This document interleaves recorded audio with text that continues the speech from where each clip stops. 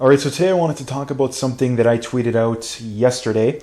A very common trait amongst successful people is a massive sense of urgency. And again, this is something that I've noticed a lot about successful people is successful people have a massive sense of urgency in that I would say that a lot of times they take it too far, and that can actually hurt their success in that they're perfectionists, right? And I think that's kind of what holds a lot of moderately successful people back, right? And that, again, you're afraid to fail, and even if you are successful, it's still not good enough. And this is something that I've heard about Elon Musk, is that this is one of the top things that uh, he, for lack of a better word, demands amongst especially people that are high up that work for him, is that big sense of urgency, right? And again, I've noticed this too in my personal life in that I won't get into details about my work or anything, but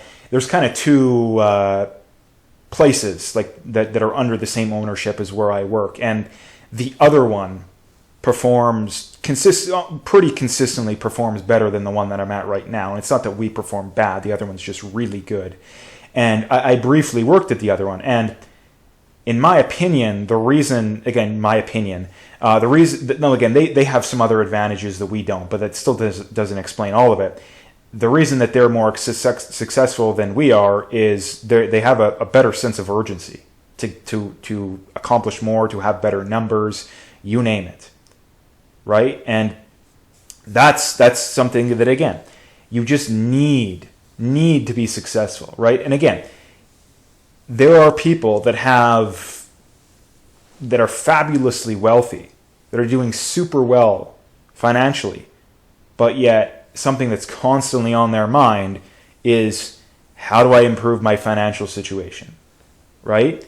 There's people that look fabulously attractive, that again, constantly on their mind, how do I keep and maintain. Again, obviously people can go overboard with this stuff and, abuse drugs or whatever, but I'm simply pointing out a fact here, right? I'm simply pointing out a fact. And that a simple way of putting it, and this is not me who came up with this saying, is that, again, successful people constantly think that they're not doing enough. And people that aren't successful constantly think that they're doing more than they have to, or they do just enough to get by. Right? And that's, again, something that I notice time and time and time again. Right? And that the more you get into this stuff and the more immersed in it you get, you can spend a very short period of time around someone and tell immediately how successful they are. Like even like you can see someone in the gym, right? Even if you like, there's people in the gym that I've never talked to once in my entire life that I can tell just by watching them, they're probably pretty successful in their mind state, the way they carry themselves, over and over again. Right? You can tell by someone's habits how successful they are. Right? If you ask someone that you've never met in your entire life, if they follow at least a moderately strict diet, if they exercise consistently, if they save money consistently, you can tell with a very high degree of accuracy they're probably successful. And the same goes in reverse. I mean, a good way of putting it is, if someone's obese, right? If someone's obese, it's a lot more likely than average that they're not successful in their job, you name it. Because if someone's obese, it's a confession, for lack of a better way of putting it. And then again, I don't necessarily have I don't hate obese people. I'm just stating a fact here that they're not very disciplined.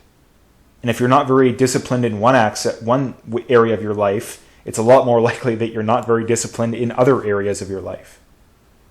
Right? So again, this is just a basic fact of life here. Right? And again, that comes back to that sense of urgency. Right? I mean, right now, I'm more concerned about my financial position than I was when I was broke. I was broke for probably 2 or 3 years. Or not like literally, like I was bordering on like nothing. But I was maybe 1 or 2 months of savings at most. A couple months of savings probably. And that's with virtually no investments, if not no investments, like nothing. And I have a greater sense of urgency to save money now when I could take a couple years off and be fine. And that was 3 years ago, 4 years ago. It's not like it was 10 or 20 years ago. I have a greater sense of urgency to save money now than I did then. Why? It's because you choose to change.